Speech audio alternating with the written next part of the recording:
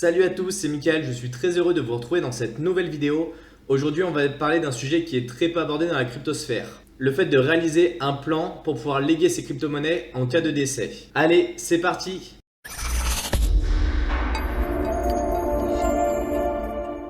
Aujourd'hui, j'ai une grande nouvelle pour vous. On a enfin ouvert les portes du programme Security Mastery. Il est disponible dès ce soir, 18h. On vous a mis un lien dans la description, donc cliquez dessus pour pouvoir le rejoindre tout de suite. Vous avez été déjà nombreux depuis la vidéo de lundi à vous inscrire dans la liste d'attente, mais ça y est, vous pouvez dès maintenant y accéder.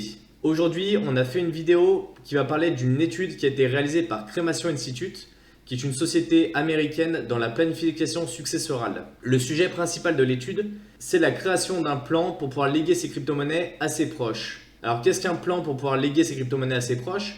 C'est une suite d'instructions avec un testament qui va permettre à vos proches de pouvoir accéder à vos crypto-monnaies si jamais vous décédez ou si jamais vous êtes incapable de pouvoir les gérer vous-même. Alors cette étude, elle a été faite en 2020, donc c'est une étude qui date de juillet 2020. Le but de l'étude est de savoir ce que deviennent les crypto-monnaies après la mort de la personne, combien de personnes planifient et comment elles planifient justement le fait de léguer leurs crypto-monnaies, quel est le pourcentage de personnes qui craignent de perdre leur actif si jamais ils venaient à décéder. Et cette étude, elle a été menée sur 1150 participants entre 19 et 73 ans, entre octobre 2019 et juin 2020. Donc on a un panel qui est quand même assez important.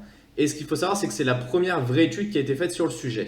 Si on regarde les principales conclusions de l'étude, on s'aperçoit que 89% des personnes s'inquiètent effectivement de ne pas pouvoir léguer leur crypto-monnaie après leur décès. Mais seulement 23% ont un plan justement pour le faire.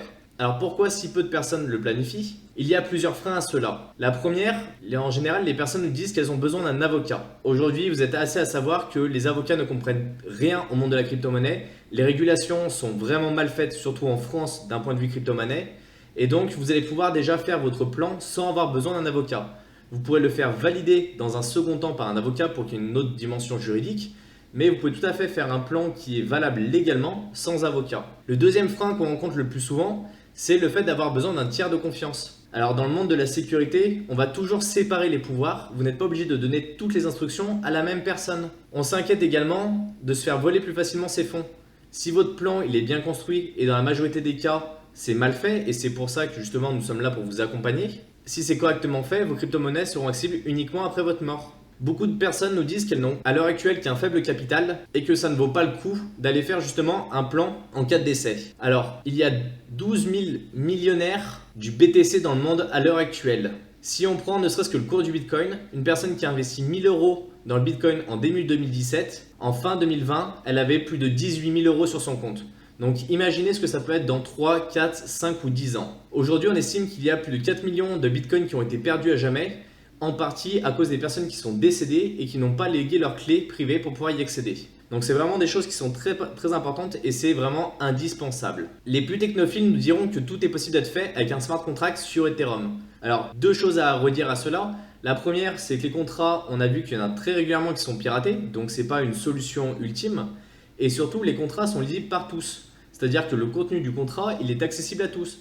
Donc si jamais vous mettez vos clés privées dans ces contrats, je vous assure que vous serez fait voler vos crypto-monnaies bien avant votre mort. Donc vraiment, c'est à éviter. Alors pourquoi si peu de personnes planifient? C'est surtout qu'il y a un déni en fait de l'être humain, de la peur, de la mort, en disant que si on en parle, ça arrive plus vite. Et je vous assure que ce n'est vraiment pas le cas. Par contre, ça aide vraiment si jamais vous planifiez les choses avant de pouvoir décéder.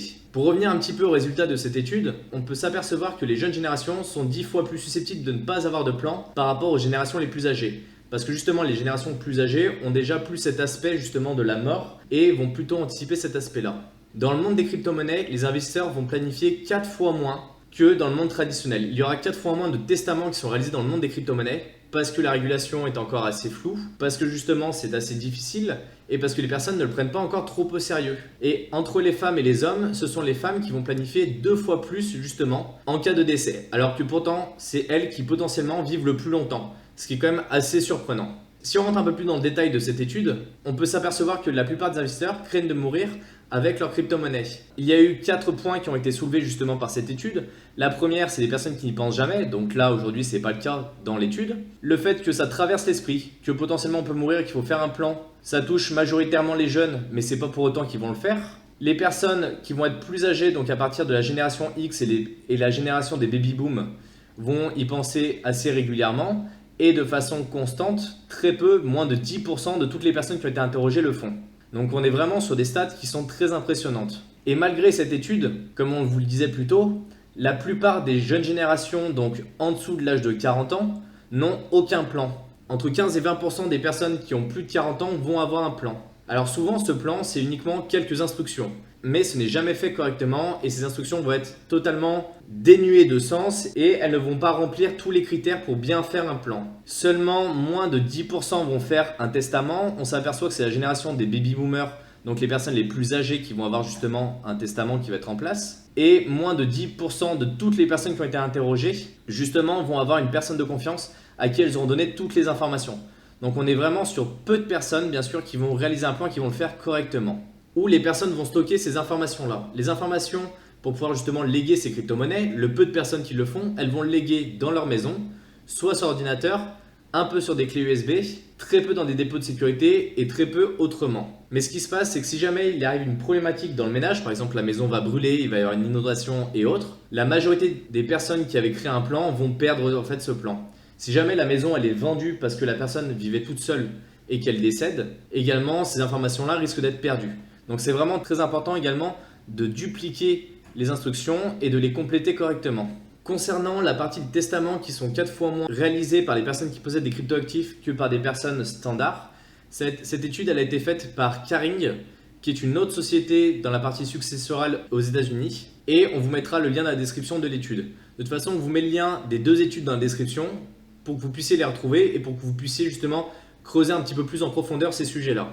Alors dans la formation Security Mastery, on vous a fait justement un plan entier en cas de décès avec une suite d'instructions, avec des documents à remplir, avec des formulaires à remplir pour que vous puissiez faire ça de façon simple et surtout de façon constructive et que vous soyez sûr que si jamais vous veniez à décéder, vous puissiez transmettre vos crypto-monnaies à vos proches. Ça serait vraiment bête que vous perdiez vos crypto-monnaies ou que vos proches ne puissent pas y accéder après votre mort. Si ça vous intéresse de pouvoir créer votre plan, inscrivez-vous à la formation Security Mastery. Vous avez un lien dans la description et dans le petit en haut qui s'affiche à l'écran. Si vous avez des questions sur la formation ou comment y accéder, ou si vous avez des questions sur cette étude, n'hésitez pas à les mettre en commentaire en bas de la vidéo et on vous répondra à toutes vos questions. J'espère que vous avez aimé la présentation de cette étude. C'est vraiment très important, j'insiste encore sur le fait d'avoir un plan en cas de décès parce que potentiellement vos proches pourraient passer à côté de centaines de milliers d'euros. Donc prenez soin de vous et on se retrouve dans une prochaine vidéo. Salut!